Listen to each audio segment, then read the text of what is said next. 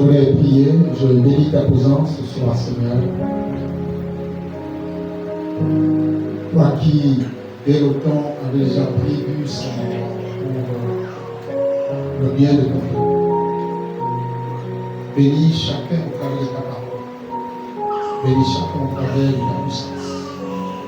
Au nom de Jésus. Merci pour l'atmosphère de ta présence. Seigneur, qui est manifeste et qui est rempli dans ce lieu. Au nom puissant de Jésus. Amen. Amen. On peut s'asseoir, merci beaucoup.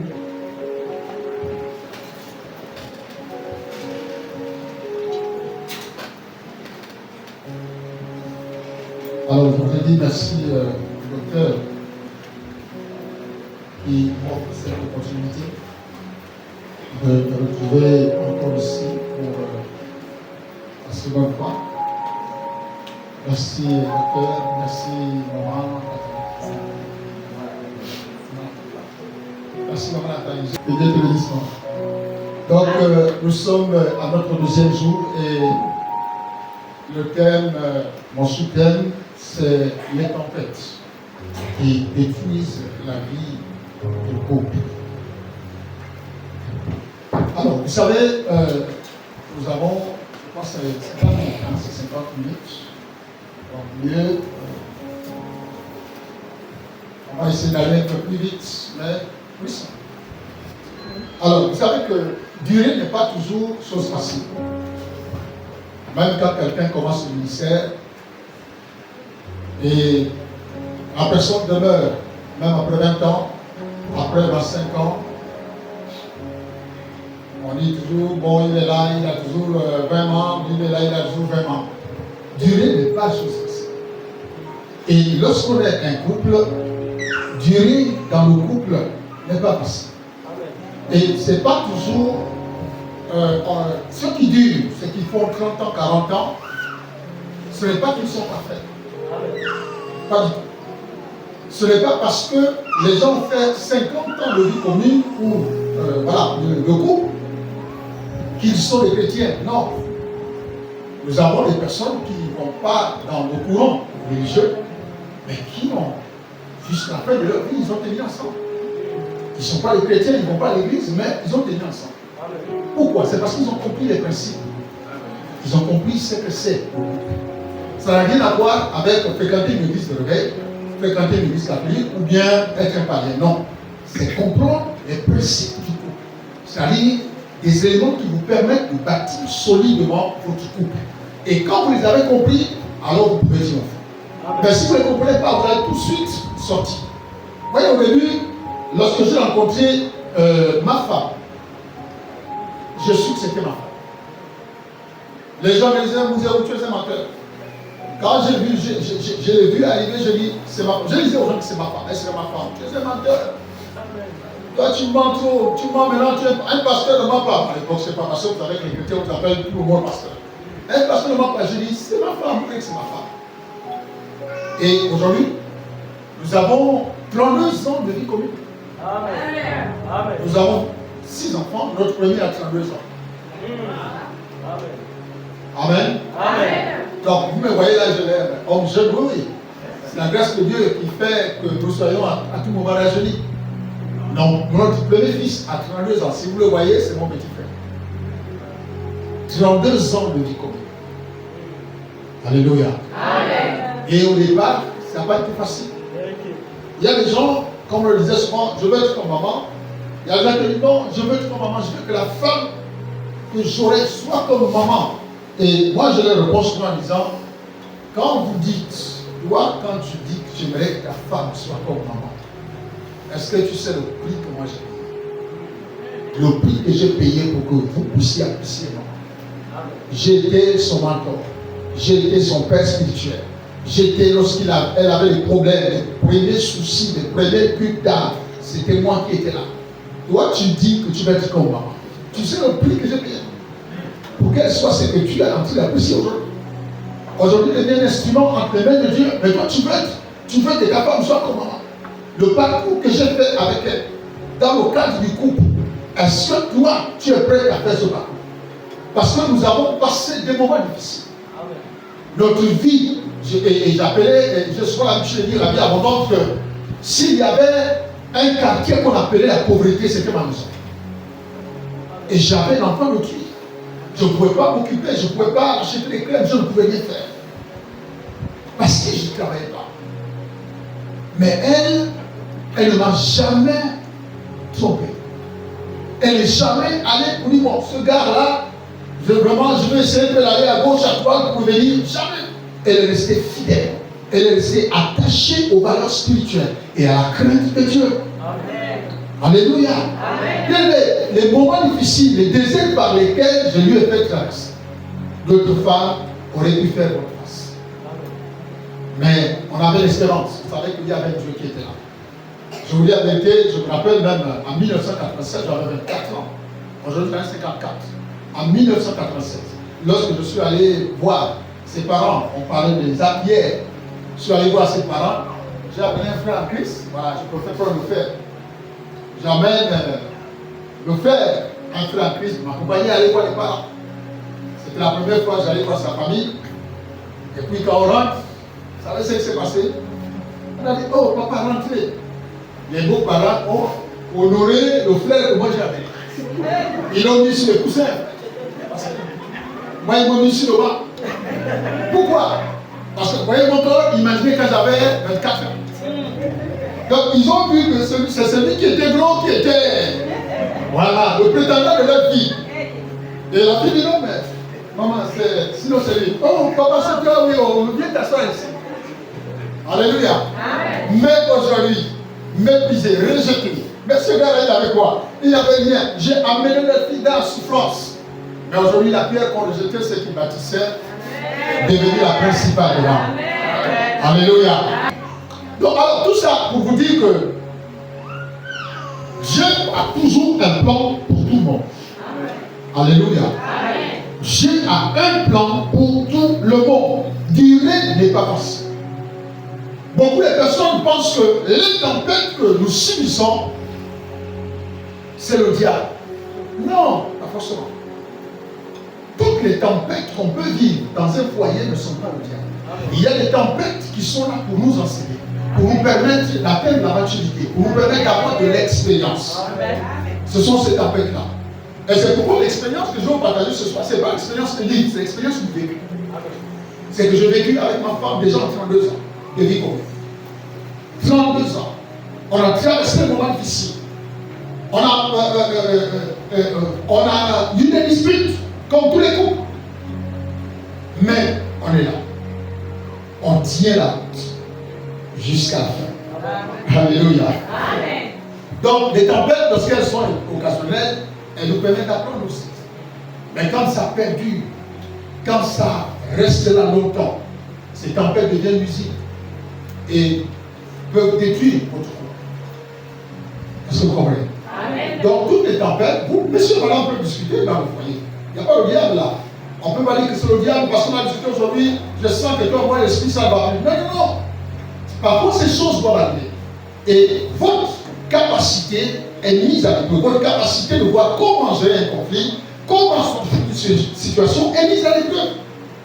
Donc, pendant que vous pensez, non, je ne peux plus, c'est pas possible. Non. Alors, si tu ne peux plus, c'est pas possible. Je disais à l'un de mes fils, il dit, non, papa, je ne peux plus. Ma femme, là, elle m'a manqué de respect. Elle t'a manqué de respect. Est-ce qu'encore elle te manque plus de respect? Non. J'ai dit, mais si tu ne peux plus conseiller, si tu ne peux pas te battre pour sauver, par exemple, ton couple, quelle expérience tu auras?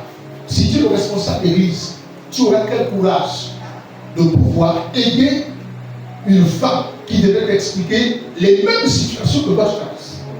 Comment tu vas expliquer ça? Comment tu vas l'expliquer? Comment tu peux l'aider? Or, il faut une expérience. Si tu as eu quelque chose, dis d'accord, attends, ok, on y va, on continue. Mais, reprenons-nous. Alléluia. Amen. Donc, les tempêtes peuvent être dans notre couple des sortes d'épreuves pour savoir comment on réagit, comment il faut se comporter face à la situation qui nous accable aujourd'hui. Alors, dans la définition française, je vais vous expliquer quelques points que je pris. La tempête est un phénomène météorologique violent, accompagné de fortes précipitations et pouvant occasionner d'importants dégâts matériels et humains. Maintenant, dans le contexte actuel de notre thématique de ce soir, les tempêtes dans un couple sont marquées par des crises intenses, des disputes répétées, des incompréhensions, des excès de langage. Vous allez voir, lorsque il y a des crises dans un couple, des personnes font votre face. Les gens, monsieur donne d'un côté, madame donne d'un côté. Monsieur arrive, parfois il ne mange pas. Et lorsque les disputes vont jusqu'au querelle, alors là, il y a des bagarres. Il y a quelqu'un qui a la main facile. Quelqu'un qui est prêt à lever sa main pour battre sa femme. En 32 ans, elle dit comme ma femme, impossible. Et je suis dit à mes filles, vous me voyez, je n'ai jamais contenu à votre mère. En tant que père, tant que je suis encore vivant, si vous vous mariez, je ne tolérerai jamais que non pour votre mère. Alléluia. Amen. Les choses doivent se construire dans la paix. Amen. Amen. Donc, il y a une dispute qui est créée. Et parfois même, il y a des crises jusqu'à notre intimité. On ne peut pas, c'est fini, quand monsieur colle à la porte, madame dit je n'ouvre pas, c'est pas possible. Monsieur colle, là vous sentez que là il y a une crise. Il faut régler la crise. Alléluia. Il faut régler la crise. Donc, les incompréhensions, les excès de langage, des propos mal placés, parfois la vulgarité, comme on le disait hier, l'impolitesse. Lorsque nous avons un langage qui ne sied pas avec nos valeurs spirituelles, bien aimé, on doit tout faire pour proscrire ces choses-là. Alléluia. Amen. Donc, bien aimé, on va lire Genèse chapitre 3.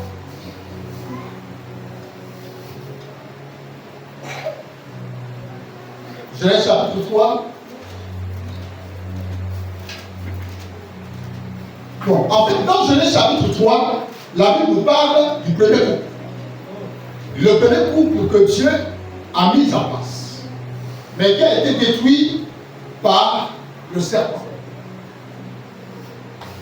Alors, qu'est-ce qui s'est passé pour que ce couple-là soit détruit? Le diable a utilisé la ruse, la manipulation pour détruire ce couple. Alors, ce que je vais nous faire comprendre ce soir, c'est que lorsque un couple est en harmonie, lorsque un couple vit bien, le diable utilise toujours tout ce qui nous entoure, tout ce qui est proche de nous, pour détruire notre couple. Jamais les choses deviendront de mal. C'est quelqu'un que vous avez amené dans votre maison, qui est venu regarder peut-être du riz depuis la porte centrale, et c'est cette personne qui s'en va et qui va faire le rapport.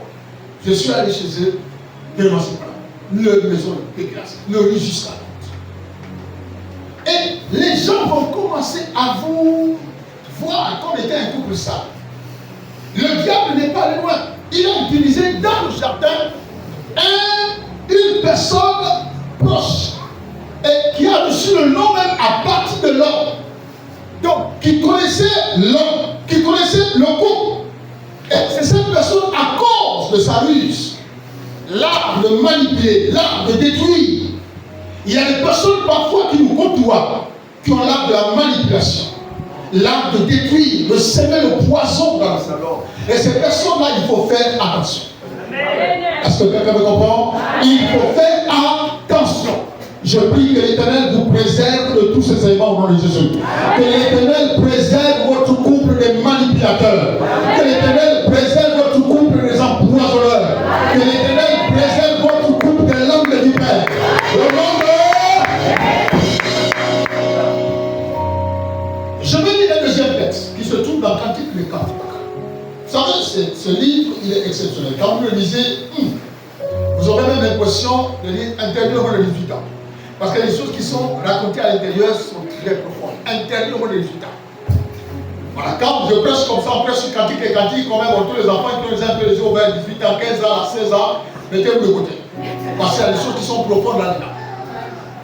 Quand le gars là te parle de la femme, mais non, mon Dieu, tu te dis, mais quelle révélation ce gars-là. Cantique et cantique, on va prendre juste le verset, cantique 2, le verset 15.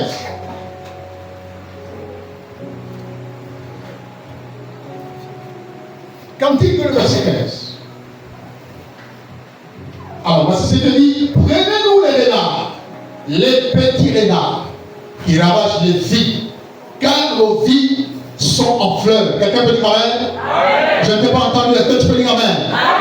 Il dit, prenez-nous les renards, les petits renards qui ravagent les vies, car nos vies sont en fleurs. Bien aimé, il y a des renards dans les couples. Les petits renards, ça veut dire des choses dont vous n'accordez pas de l'attention, des choses que vous minimisez, des choses que vous n'accordez pas de la valeur, mais qui sont des facteurs de destruction de votre couple. Il dit des petits renards, il dit nos vies sont en fleurs. Pendant que notre couple est en harmonie, notre couple va bien, notre couple est heureux, et ensuite s'introduit dans notre foyer des petits renards. Alléluia.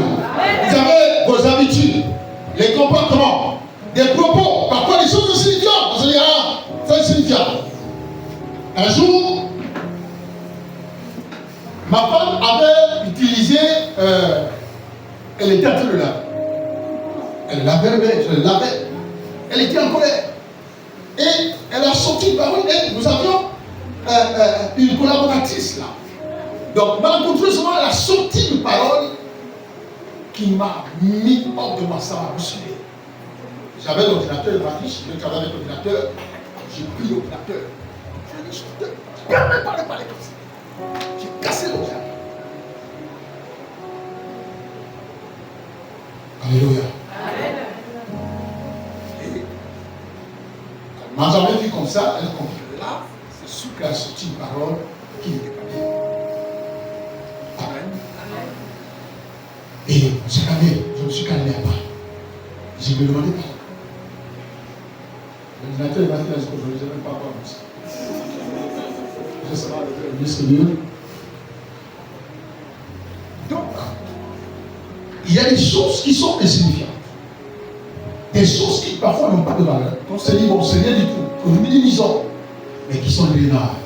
Notre comportement, notre langage, notre conduite, notre façon de parler à son partenaire. Donc, toutes ces petites choses-là peuvent détruire votre couple.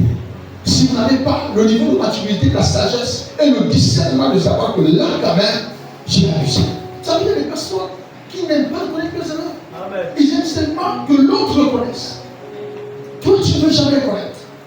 Et toi, pour te connaître, il faut que tu tournes à gauche et à droite. Alors que tu sais que tu es toi. La grandeur n'est pas dans le fait que tu le connais. La grandeur n'est pas dans le fait que tu dois, l'autre doit venir vers toi. Mais dans la capacité à souligner, reconnaître son erreur. C'est pourquoi la Bible dit, quand tu rentres dans le temps et que là, tu te souviens, la Bible dit, et que là, tu te souviens que ton frère a quelque chose contre toi. La Bible dit quoi? C'est pas l'autre qui est là. La Bible dit, si toi tu viens à l'église, et là, tu viens, tu te souviens. J'avais vu dans les réseaux sociaux, un homme de Dieu qui est arrivé, et qui a dit tout ce que les problèmes avec les personnes. Le même, dans ça, beaucoup de personnes se sont levées. Or, ces personnes avaient déjà déposé leurs offrandes. L'homme de Dieu a dit, revenez prendre votre offrande. Récupérez vos offrandes, allez d'abord vous les consigner, ensuite revenez déposer vos offrandes. Apprenez à discerner des éléments nuisibles dans votre vie. Apprenez à les reconnaître. Apprenez à les identifier afin de les détruire. Parce que si vous les méprisez, si vous n'accordez pas ta valeur, si vous dites, bon, c'est rien du tout, bien aimé, vous allez vous retrouver à une situation, vous allez vous retrouver à un niveau où ça va être difficile de revenir. Alléluia. Donc, bien aimé, faisons attention aux petits renards de couple. Ils sont là, ils nous fréquentent, ils nous côtoient, ils mangent avec nous. Vous les rendez service. Mais ce sont ces renards qui viennent ronger petit à petit votre foyer. La Bible dit, prenez-nous les renards, les petits renards qui ravagent les vignes, les petits renards qui ravagent les vignes, car nos vignes sont en fleurs. Les renards, les petits renards sortent lorsqu'ils constatent que les vignes ont fleuri. Et c'est là où vous voyez les personnes mal intentionnées viennent à votre couple, viennent à votre foyer pour s'aimer le poison. Et commencer, non, j'ai vu ton mari la dernière fois au pétard, j'ai vu ton mari avec une soeur, avec une femme, j'ai l'impression qu'il te trompe. Mais tu ne sais même pas si la femme qui marche avec ton mari, c'est sa petite soeur, ou c'est sa tante. Parce qu'on a les petites tantes, on a les grandes tantes, on a les tantes même à 15 ans, c'est une tante. Mais toi, tu viens apporter le poison. Et tu commences à faire basculer le cœur de la femme. Donc voilà. Donc, bien aimé, faites attention avec des petits renards. Alléluia. Des choses que nous négligeons, mais qui détruisent, telle une tempête, notre couple. Amen. Alors, je vais aller directement sur les éléments nuisibles qui détruisent les couples. Je vais les citer pêle-mêle pour qu'on gagne un peu en temps. Alors, l'un des éléments constituant comme une tempête qui peut ronger et détruire notre couple petit à petit, c'est la communication. Le manque de communication. Amen. Vous ne pouvez pas être un couple, vous ne communiquez jamais. Vous ne parlez jamais. Vous êtes comme des automates, vous êtes comme des robots dans le foyer. Vous êtes comme des statuettes. Alors que même Jésus avait transformé la statuette en humain. Mais vous pouvez pas être dans ce foyer des personnes que vous ne parlez jamais de tout et rien. Plus vous communiquez, c'est là où parfois le cœur de l'un et de l'autre souffre. Mais vous ne communiquez jamais. L'autre partenaire est méfiant. Quand il arrive le soir, il rentre dans la chambre, il se change dans une dimanche, par de communication. Comment ça a été la journée, chérie? Qu'est-ce qui s'est passé? Racontez à ton époux ta journée. Racontez à ton époux ta journée. Comment on arrive à le faire? Le manque de communication, parce que si vous discutez, je sais de quoi je parle, j'en vois tout le temps les gens qui ne communiquent pas. Et tu vas discuter avec le couple, la femme va te dire non, papa, lui, quand tu veux essayer de taquiner un peu, jouer, et lui, il ne veut pas là. C'est laissé pas là, tu y veux la pas vie. On n'est pas ici pour être, je ne sais pas, ici on ne vient pas influencer quelqu'un. Vous êtes un couple, vous savez. Comment vous avez la possibilité, peu d'expression, d'être une seule personne par période et que vous ne pouvez pas communiquer? Mais il fait comment pour demander à être une personne? Vous comprenez? Je vais essayer d'atténuer un peu les mots. Hein? Amen. Voilà. Alors, vous faites comment? Il fait comment? Il procède comment? Il ne sait pas comme un fantôme. Il bouscule l'autre comme un fantôme. Non, il faut communiquer. Comment a été ta journée? Tu étais à l'école? Même avec mes filles, c'est comme ça. La journée, qu'est-ce que tu as fait? Tu étais où? J'étais là-bas, le machin, comment ça a été? Il faut communiquer. Le manque de communication est un facteur qui peut amener petit à petit votre couple à être rongé et détruit.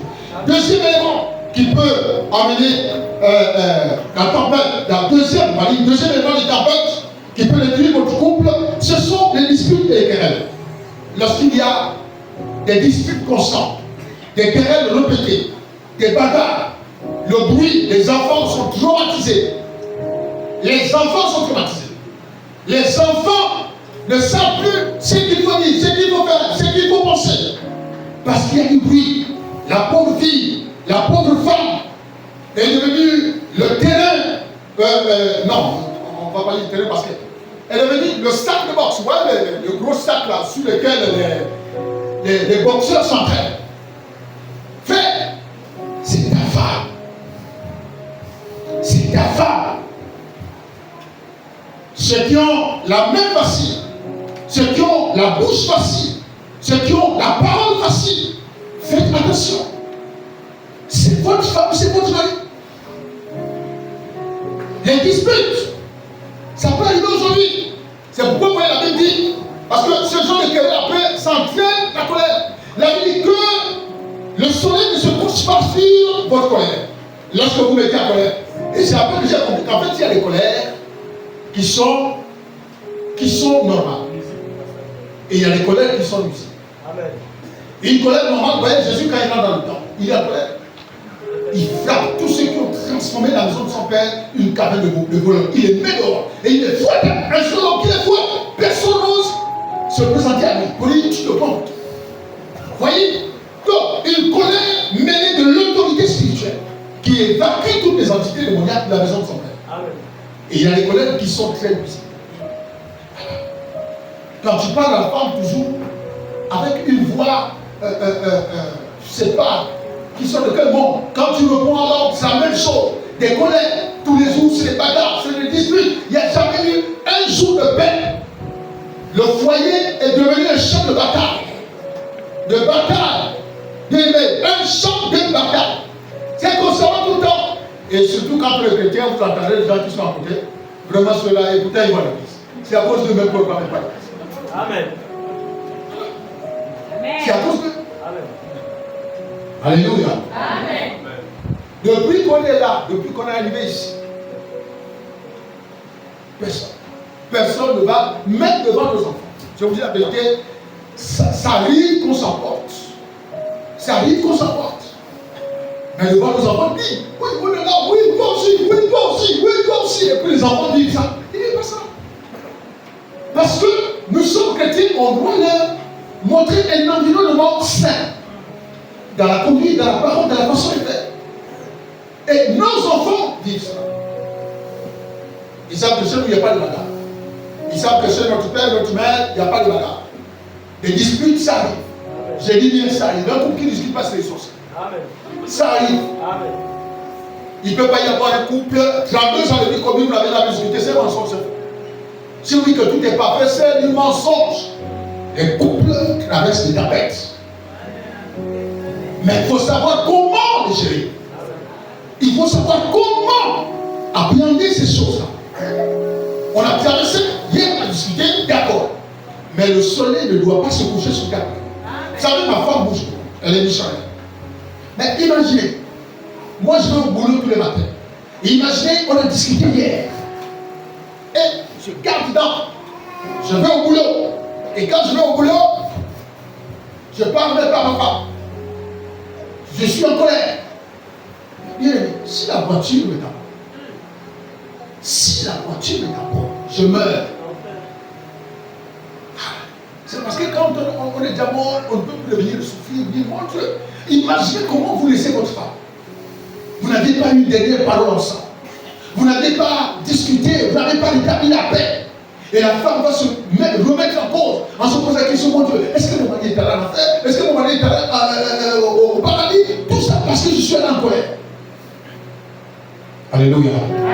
Que l'Éternel vous préserve et vous donne la capacité de triompher sur toutes les disputes et querelles qui menacent votre couple au nom de Jésus. L'influence de la mauvaise compagnie est un facteur nuisible et destructif de votre couple. Vous ne pouvez pas être un couple. Il y a des personnes, regardez, quand il prend son salaire, pour l'exemple, il prend le salaire, et puis, il dit, bon, écoute, puis c'est alors on va aller prendre des pots. Oui, non, si ça va. 18h, 19h, 20h, 21h, tout l'argent est en train de partir. Quand il rentre dans un état second. Il reste, il est là, il fout. Les enfants n'ont pas mangé, il est là maintenant. C'est combien? Ça, c'est combien? C'est 1000 francs. Bon, prends d'abord ça, on va voir demain. Il n'a plus rien. Tout l'argent est resté au bar ou avec les amis. Bien, si vous aimez votre ami, si vous aimez son foyer, lorsque vous sortez ensemble, lorsque vous voyez 18h, dis à ton ami de rentrer. Même s'il ne veut pas, dis-lui rentre. Alléluia. Parce que c'est ça, aimer l'autre. Aimer l'autre, c'est pas l'offrir une bière. Aimer l'autre, c'est pas l'offrir le repas. Aimer l'autre, c'est se soucier de son foyer. Amen. Alléluia. Et lorsque nous avons ce type d'amitié, quand la femme rentre, vous pensez qu'est-ce qui va se passer? Vous dites, où? Les gars veulent rien manger. Vous voyez, le feu commence à s'allumer. Le feu commence à s'allumer. Et ça va comme ça tout le temps. Et le couple va commencer à se détruire. Petit à petit, petit à petit et petit à petit. Parce que ce sont les amis. Et tu vois, non, malgré toi, non. Tu vas me séparer de mes amis? C'est toi qui vas me séparer de mes amis? On est ensemble depuis 20 ans. On On a déjà 40 ans. Si tu veux me séparer. Non, c'est con. Disait l'homme de Dieu hier. Ça, c'est de la méchanceté. Si tu es un homme, tu vis avec une femme, tu ne veux pas comme ça ta femme, tu es méchant vis-à-vis de ta femme. Alléluia. Amen. La femme, c'est un être que Dieu a fait. Je ne sais pas comment Dieu l'a fait. Mais c'est une personne visionnaire. Elle peut pressentir des choses arriver. Elle peut pressentir et puis en parler avec son conjoint. Oh non, toi encore, c'est parce que tu ne l'aimes pas. Non, c'est pas parce qu'elle ne l'aime pas. Elle pressent les choses. Et elle le fait savoir à son homme. Donc que l'Éternel vous préserve votre couple de toute influence négative provenant des personnes qui vous côtoient au nom de Jésus. Nous avons également les habits de langage qui peuvent constituer des éléments de tempête. Les habits de langage. Alors, vous savez qu'un habit de langage peut produire le manque de respect. Un habit de langage peut produire le manque de respect. Il peut produire le mépris et l'arrogance. Vous voyez, dans certains groupes, quand le monsieur commence à parler, ah, fou encore, ah, je m'en fous, c'est pas bien. Amen. Alléluia. Amen. Quand la femme va dire, d'abord, si tu fais ça d'abord, je m'en fous, je m'en fous. L'homme va dire, maintenant, moi aussi je m'en fous, tu vois quoi? Non, bien aimé, attention. Ce sont des choses qui sont simples, mais qui peuvent détruire. Et ce qui est pire, c'est que, après une dispute, après ce genre de propos, on ne les parle pas. Alors c'est des semences. Chaque parole est une semence. Il faut réparer. Il faut les annuler. Il faut réparer et il faut les annuler. Tout ce que vous avez dû libérer en mal, il faut les annuler. Tant que vous n'avez pas annulé ces paroles, tant que vous n'avez pas détruit ces paroles, ce sont des semences. Et chaque semence finit toujours par germer. Alléluia. Amen. Et vous allez voir qu'à un moment donné, il y aura comme une flamme dans votre couple, mais sans comprendre l'origine. Mais c'est les semences des paroles que vous avez semées il y a 10 ans, qui ont déjà pris de la hauteur et qui commencent maintenant à se répercuter. Ça va comme une maladie. Donc ça produit le mépris, l'arrogance, l'amertume et le ressentiment, une forme de rancune. Ça produit ça. Frère, si tu le dis à ton mari, tu es chien, fous-moi le temps. Frère, on est humain. Ma grand-mère disait toujours Mourim Maloum. En fait, la traduction, ça dit le cœur, là, c'est le sang. Tu vas dire un chien. Oh! Après, on va dire, oh, le pasteur a tapé sa femme. Il y a des mots qu'il faut pas. Il y a des expressions qu'il ne faut pas dire d'autres. Tu es un chien, je m'en fous. Et ça, c'est des choses qu'il faut éviter. Amen. Les abus de langage. Alléluia. Amen. Je déclare que l'Éternel rende pour toutes les paroles qui sortent de votre bouche au nom de Jésus. L'un des éléments également de la tempête, c'est le manque de pardon. Le manque de pardon. Il y a des gens qui ne savent jamais pardonner. Écoute, chérie, pardonne-moi. Alléluia. Amen. Pardonne-moi. Pardonne-moi. Fais des choses souvent comme si j'ai fait l'erreur de partir de la maison avec une petite colère, frère, dès que j'arrive au bureau, je prends mon téléphone, je sors, même si je sais qu'elle ne peut pas décrocher, je sors, j'insiste, et quand elle va me décrocher, c'est pas le ballon, oui, Pasco, elle m'a appelé comme ça, oui, Pasco, c'est oui, un peu, oui, ça va. Un peu de moi, tu veux que je t'amène quoi? Les ingrédients d'amour, il faut les créer. Alléluia. Tu sais que tu as laissé notre en colère. Va. On appelle ça les ingrédients d'amour. Va. Bon, je t'amène ta pizza. Qu'est-ce que tu veux manger? Tu vas, tu rentres. Quand tu rentres là, même la colère. La Bible dit les présents corrompent les cœurs des sages. Les présents corrompent les cœurs des sages. C'est que même s'il était en colère, mais le présent là, elle mange ça avec le métier. réparer quoi? Tu veux tout réparer? Oh, tu n'as pas laissé la voiture. Répare, frère. Quand tu poses un impair, va réparer. Dis Amen. Il faut réparer. Les présents, frère, ça ne date pas. Ça touche le cœur. Ça change le cœur. Ça convertit la personne. Ça permet de revenir dans les meilleurs sentiments. Quand Dieu amène les présents. Alléluia. Donc, bien aimé, attention, pardonnez. Si vous ne pardonnez pas, votre Père non plus ne vous pardonnera, dit la Bible. Apprenez à pardonner. Vous avez discuté, oui. Asseyez-vous, demandez-vous pardon. Même si tu es le premier et que tu avais l'impression qu'au début de la tempête, au début de la querelle, toi tu avais raison, ça ne te coûte rien, frère. Alléluia. Ça ne te coûte rien, maman. Même si tu sais que c'est toi qui avais raison, va, humilie-toi, demande pardon. Pour rétablir la paix dans le foyer. Alléluia. Amen. Alléluia. Amen. L'un des éléments contre la tempête, c'est lorsque vous introduisez le passé dans votre couple. Lorsque vous introduisez le passé dans votre couple. Alors, et je vais faire cette illustration simple.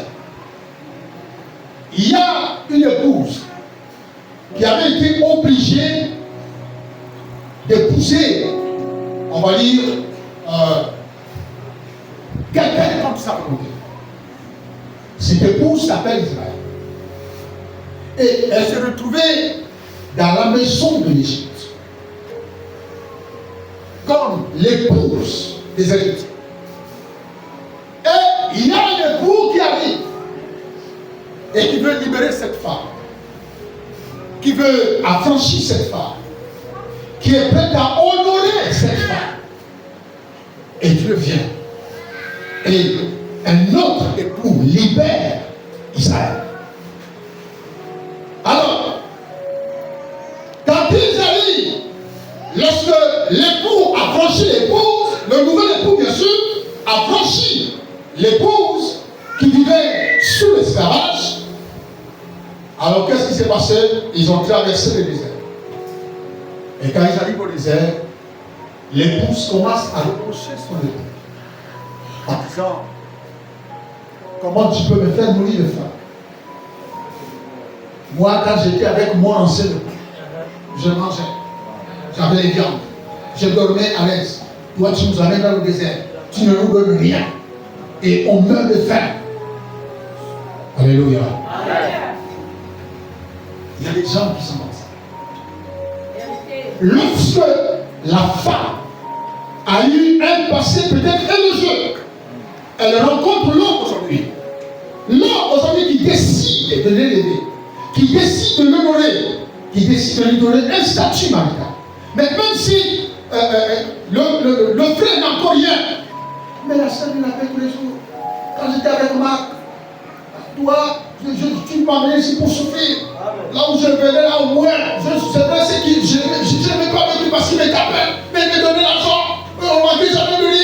On m'a dit, quand vous introduisez le passé dans votre couple, vous l'exposez à la destruction. Laissez le passé derrière. Laissez votre passé derrière vous. Ne l'amenez jamais dans le foyer. Parce qu'il va finir par... L'homme va commencer à rentrer en complexe. L'homme va commencer à se poser des questions.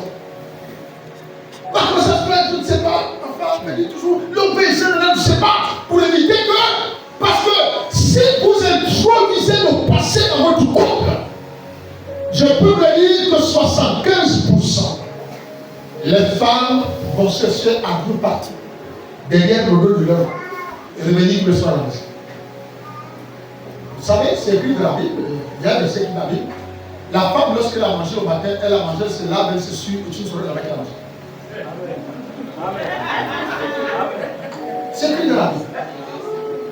Je peux me répéter ça. Une femme, elle se lave, elle mange, où elle se lave, mais tu ne peux pas savoir qu'elle a mangé là. Donc, une femme qui ramène son foyer va se retrouver dans cette position. Et vous allez voir, non, tu rentres le soir, monsieur rentre le soir, tu trouves un sac de à la maison, Non, j'étais chez maman.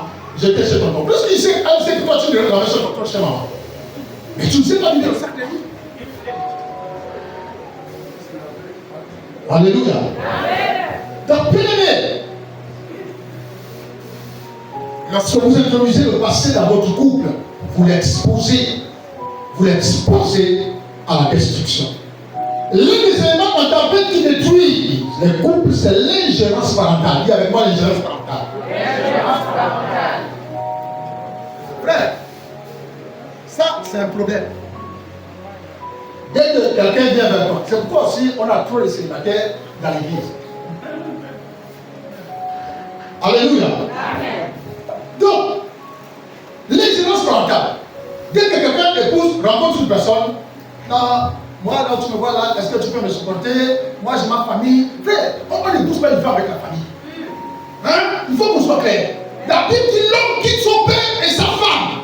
L'homme quitte son père et sa mère et s'attache à sa famille. Toi, le seul peu de positionner, la première chose que tu lui présentes, c'est ta famille. Il y a des familles, quand elles rentrent dans le couple, quand elles rentrent dans le foyer, elles sont là des moments où les hommes peuvent, c'est pour voir les erreurs de bêtises. Maman, toi tu es là seulement tous les matins, hein, tu ne peux pas préparer une femme, tout ça. Fait, quand la famille s'ingère dans votre couple, vous allez voir que la femme, elle souffre intérieurement. Elle va demander alors, toi, tes parents me disent ça, et l'homme est toujours silencieux. Ah, ce sont mes parents, tu veux que je fasse quoi? Ce sont mes parents, il faut supporter, il y a des choses qu'on ne supporte pas. Amen. Quelqu'un me comprend? Amen. C'est le foyer de ton fils ou c'est le foyer de ta fille. C'est votre foyer. Papa et maman peuvent venir de temps en temps, mais pas, même si on est long, c'est pas pour qu'ils s'occupent de vos problèmes. Amen. Amen. La jalousie excessive peut détruire votre couple. Le mensonge répété peut détruire votre couple.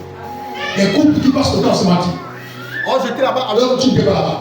Oh, j'ai fait ça alors tu ne l'as pas fait. Quand un couple vit dans le mensonge, vous l'exposez à des difficultés. Les déserts forcés. Qu'est-ce que j'appelle désert forcé? C'est le chemin par lequel le mari fait passer sa famille. C'est-à-dire, le mari travaille. Il travaille, mais il n'amène jamais l'argent de la maison. L'argent ne rentre jamais de la maison. Alors, il soumet la famille à un désert. Et les conséquences, c'est quoi?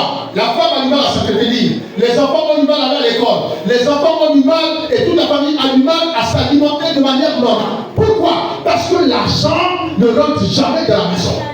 Dès qu'il a son salaire, c'est ailleurs. Dès que les secondes, troisième, quatrième, je ne sais pas, mais l'argent va ailleurs. Et les enfants sont dans le foyer. Et ça va créer quoi? Des chaleurs, des tensions, des difficultés. Les enfants ne vont plus à l'école. Les enfants ont du mal à payer leurs études, à poursuivre leurs études. Et ce que le monsieur va faire, il va exposer les enfants à emprunter des voies qui ne sont pas normales. Juste pour se sortir de cette situation. Alléluia. L'adultère peut aussi être un élément de crise. Lorsqu'il y a l'adultère dans le foyer. Lorsqu'il y a l'adultère dans le foyer, ça peut être un élément de crise. Une tempête. Parce que chez Billy, on a déjà donné la femme et la chaleur, c'est les disputes, les querelles tous les soirs. Ensuite, il y a le sexe dans le couple. Le sexe dans le couple également peut être une tempête. Bon, je vais un peu rapidement. Il y a des gens qui sont des marathoniens. Il y a l'esprit d'heure. Alors, lorsque vous êtes un marathonnier, les marathoniens sont résistants. Et ils te font 2 heures, 3 heures, 4 heures, ils ne font que courir. Le sprinter, lui, sa force c'est aller vite, très vite. Mais toi, tu reviens d'hier. Mais il y en a qui étaient habitués au marathon. Ils étaient habitués au marathon. Donc quand l'autre arrive, quand il rencontre le sprinter, c'est déjà fini. Mais c'est le sprinter. Est-ce que quelqu'un peut le comprendre? Lui, c'est le sprinter. Le marathonnier, il n'est pas marathonnier, il est sprinter. Donc il est obligé d'aller avec son rythme. Mais l'autre, quand l'autre n'est pas satisfait des résultats. Et si c'est comme ça, tous les jours le sprinter, elle laisse chercher marathon de démonie.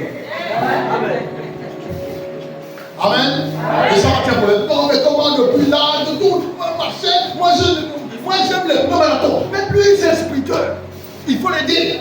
Il faut le dire, il faut Les défauts qui se forment à devenir des marathoniens. Lui, il est habitué à course à vitesse 200, 100 mètres et 200 mètres. Voilà, ça c'est son niveau. Mais demande de parcourir 30 km. Et il te dira, ça c'est pas mon niveau. Quelqu'un comprend? Il y a l'hygiène. Habillez-vous convenablement. Parfumez-vous. Soyez propre. Dans la maison. Entretenez votre maison correctement. Parce que si tu ne brosses même pas la bouche, que monsieur te dise non, toi ton haleine est mauvaise, va, arrange-toi. Parce que ces choses-là peuvent nuire aussi au couple. Le monsieur va essayer de faire le marathon, mais le visage c'est à côté. Pourquoi? Parce que tu le dégages par la bonne haleine. Entretenez-vous. Alléluia. Entretenez-vous. Amen. Nous allons lire dans Matthieu chapitre 4, verset 36 à 39. Je ne vais pas le lire, je vais le citer. Matthieu chapitre 4, verset 37 à 39. La Bible dit que Jésus était confronté à une tempête. Et lorsque il était dans la barque, il se réveille. Il a parlé, la Bible dit qu'il a menacé le vent. Et ensuite, il s'est redressé, il se retournait vers la mer. Et il a dit à la mer, tais-toi et silence. Amen. Tais-toi et silence. Alors, je voulais que tu te lèves. Maintenant,